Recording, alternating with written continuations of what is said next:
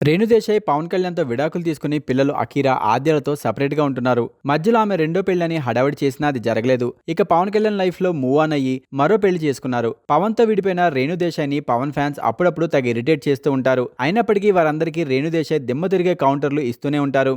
ఇక రీసెంట్ గా పవన్ కళ్యాణ్ రాజకీయాల్లో గెలుపు సాధించగా పవన్ విజయోత్సవాల్లో భాగమయ్యేందుకు కొడుకు అఖీరా, కుమార్తె ఆద్యల్ని పంపించడమే కాకుండా మై బేబీస్ హ్యాపీ అంటూ కొడుకు కూతురి ఫొటోస్ ని పవన్ డిప్యూటీ సీఎం గా ప్రమాణ స్వీకారం చేసిన రోజున పోస్ట్ చేశారు రేణుదేశాయ్. అయితే తాజాగా రేణుదేశాయ్ తన ఇంట్లో గణపతి హోమం జరగగా తాను స్వయంగా దేవుడికి ప్రసాదం చేస్తానంటూ కుకింగ్ వీడియో పోస్ట్ చేయగా ఆ వీడియోలో రేణుదేశాయ్ చక్కని చీరకట్లో మెరిసిపోయింది. అయితే ఆ వీడియో కింద పవన్ ఫ్యాన్ ఒకరు, వదిన గారు మీరు కొన్ని సంవత్సరాలు ఓపిక పట్టుంటే బాగుండేది.